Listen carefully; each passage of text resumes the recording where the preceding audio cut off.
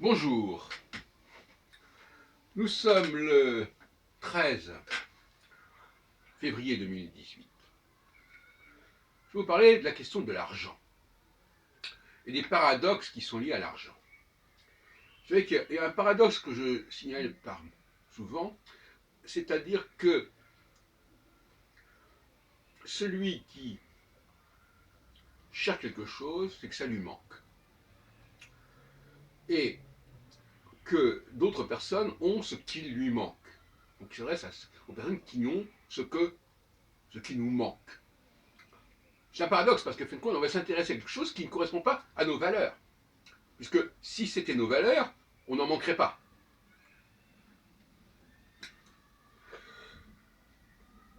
Je lisais l'autre jour, à propos des salons parapsy, etc., que les gens qui fréquentent ces salons, c'est quelque part qu'il leur manque quelque chose. Et inversement, dans d'autres domaines, des salons d'autres catégories, eh bien, c'est aussi ce qui manque. Donc finalement, contrairement à ce qu'on pourrait croire, par exemple, dans des salons qui traitent du spiritualisme, eh bien justement, les gens qui y vont, ce sont des gens à qui il manque cette dimension spirituelle. Les gens qui vont voir des voyants, c'est parce que quelque part ils ont des problèmes à voir les choses, à voir les gens. Et c'est pas parce qu'ils sont très forts dans ce domaine-là, au contraire, bien au contraire. Et pour revenir à des questions plus importantes, peut-être, la question de l'argent, justement. L'État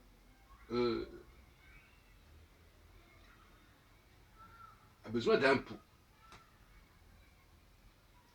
Parce que ça lui manque, justement. Et à qui il s'adresse? À ceux qui en ont. C'est-à-dire à ceux qui sont en position de recevoir de l'argent. Alors il ne faudrait pas donc croire que l'État s'intéresse à l'argent parce que ce sont ses valeurs, il s'intéresse à l'argent parce que ça lui manque et parce qu'il en a besoin. Avoir besoin de quelque chose, ça veut dire qu'on n'a pas la chose en question. Celui qui est très doué en musique, il n'a pas besoin d'aller écouter des gens qui font de la musique, etc., etc. Celui qui réfléchit beaucoup, qui écrit, il n'a pas besoin d'aller écouter une conférence comme ceci ou comme cela, etc. Donc on est toujours attiré par son contraire, quelque part. Et parfois, je crois que ce paradoxe n'a pas été bien compris jusqu'à présent. Hein.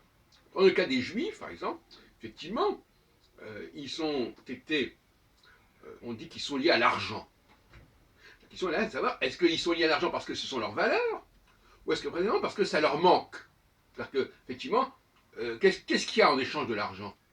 En échange de l'argent, il y a des idées. En échange de l'argent, il y a une production intellectuelle.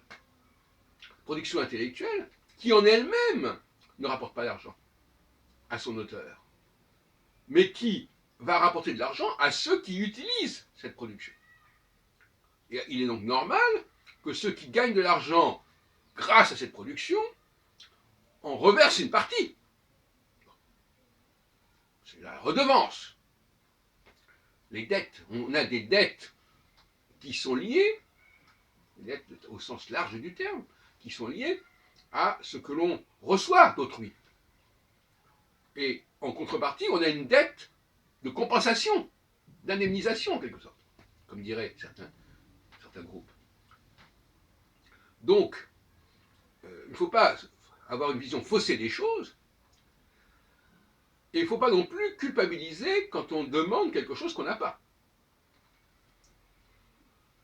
Parce que demander quelque chose qu'on n'a pas, ça ne veut pas dire qu'on a investi dans cette valeur-là. Ça veut dire que justement, c'est parce qu'on n'a pas investi dans cette valeur-là qu'on n'en a pas de cette chose-là. Et inversement.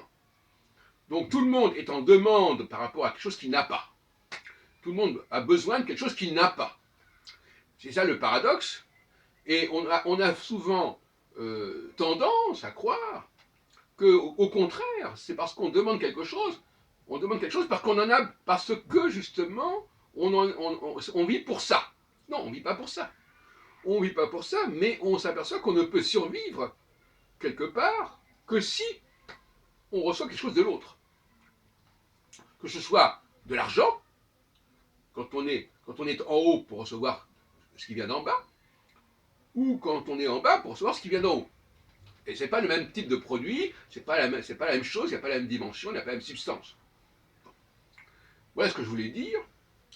Et par conséquent, il faut se décomplexer quand on demande de l'argent aux gens, parce que c'est en contrepartie de services qu'on aura rendus, des services qui leur auront permis de gagner de l'argent, parce qu'ils vendent des produits qui sont des produits matériels. Et les produits matériels sont sanctionnés par de l'argent. Alors que les produits spirituels ne le sont pas. Ils ne reçoivent de l'argent que par redevance, que indirectement, par le truchement de ceux qui sont justement ceux qui vendent les produits matériels. Donc quelqu'un qui vend des produits spirituels, intellectuels, ne gagne pas d'argent au sens direct du terme. Il ne gagne de l'argent que s'il perçoit une redevance de la part de ceux qui gagnent de l'argent par la vente de produits matériels, par la vente d'objets, par la vente de services extrêmement bien standardisés, etc. Voilà, produits. Voilà. Mais en revanche, quand on vend des idées, des concepts, des structures, eh bien là, on ne dégénère pas, on génère de l'argent en aval, mais on ne reçoit cet argent que par retour de l'aval vers l'amont.